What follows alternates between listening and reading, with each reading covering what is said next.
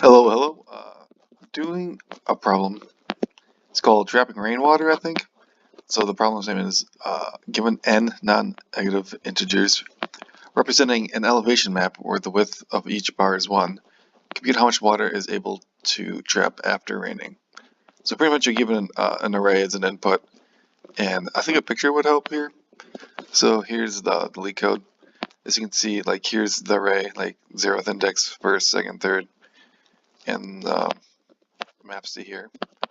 And you can see these are like the black dots are walls kind of in a way. And if it were to rain, how much units of water would be held is kind of what they're asking. So write some code that, given an array that maps each index number is the height of the wall, how much water could that array hold? Yeah, so pretty much this is a hard problem. It's a little bit trickier. Initially what I first thought is, so kind of at each index, just heuristically, humanly, you just want to know at this spot, how many units of water can this index hold? How much water can this index hold? And so on and so forth. And since there's no wall to the left, it can't hold any.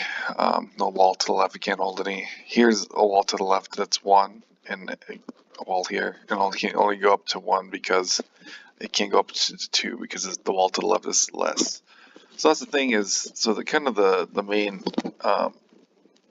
etude or the main insight is at each index, what's the highest left wall and the highest right wall, and that's how much it can hold. So like at this spot, the highest wall to the left is this 2, and the highest wall to the right is this 3. So the minimum of those two is 2, so I can hold 2 water units. And like here, the highest left is 3, and the highest one at the wall to the right is 2.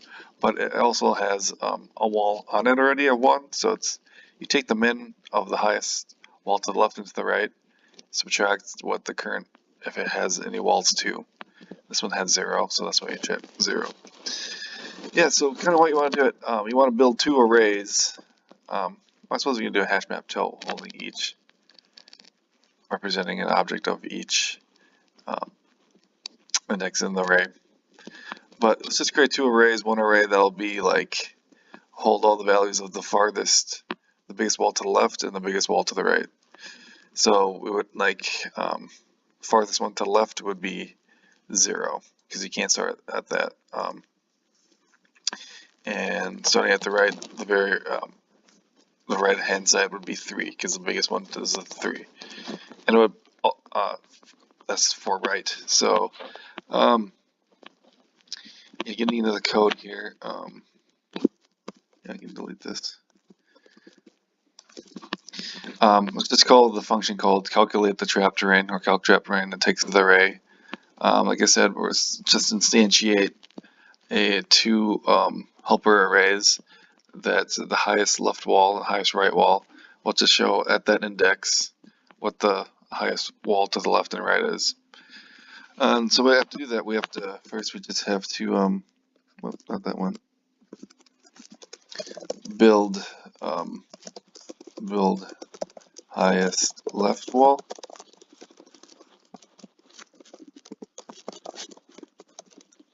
and highest right wall. So we're just gonna loop over it. Might as well just start at the first index and go all the way to the second to the last index. This is all we gotta do. And when we try to calculate the highest of the left wall at this spot, all we gotta do is just check the one to the right, and if it has a wall there and it's bigger than the given maximum wall, then you just set that to the value. And same thing with the right. We're going to start at this side though. I'm going to work our way right to left, building the right wall. I'm going to work ourselves left to right. As you can see, oops, sorry. So if the index to the left, of the wall to the left of what we're currently on, if that value is bigger than the max of what we've already found, which we start at 0, then the new max will be that. And you can continue working through that, and same with the right. Well, right index means here, that means we're just starting from right to left. So it's just taking the length of right minus of what we're currently at in the array. It's kind of a tricky way of doing it. And minus that, minus subtract that and 1 as well to get the, because the length of array returns all the numbers of the array, not just the index. So we're speaking in indices. Yes, same goes for this one, line 42. We'll just check if the wall to the right of what we're currently iterating over is bigger than the max of what we already have had. Then we set max right to that. And what we do is just whatever the max is at that time, then we just set it to the left and right wall arrays. Okay? So after that, then we can actually now sum up the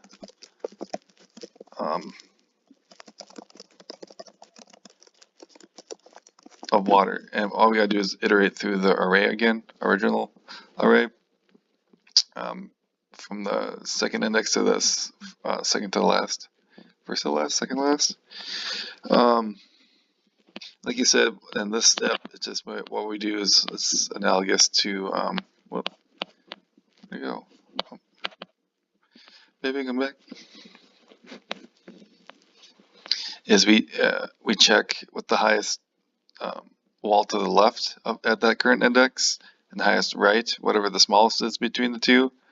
Then we return that, and then the wall height at that current index, and then whatever the difference is, we subtract the two, and that's the difference. And if it's greater than 0, then we can total the rain. So like you see here, like for this instance, the highest left is 1 and the highest right is 3, and the minimum is 1, and we have 0 height there, so we can add the 1. Yeah, so this input would do 6, as you can see here, and that's the same thing as right here. And this should return 6. What do I call this? Rainwater. Return 6. So now if we just do this one, so that's just pretty much saying you have 2 blocks, 0, 2 blocks, 0, 2 blocks, 0. So that could hold 2 units of water here, 2 units of water here. So that would hold 4. So if we run it again, we have 4. But yeah, so the trick is just to kind of figure out that you build, you take at each index in the array, you find the highest wall to the left, and then you have to find the highest wall to the right and take the minimum of the two and subtract its current wall size at that position. And you just iterate through, or sum up as you iterate through. But in order to do that, you have to build 2 auxiliary arrays that have the highest left and highest right walls as well. So that's trapping water. And then the runtime of this would be linear, as you looping it through it once here, and you're looping through it here for a second time, so that'd be 2n, which is big O of 2n, it's just n. And the space complexity is also linear, because you have to hold 2 auxiliary arrays here, along with the normal array.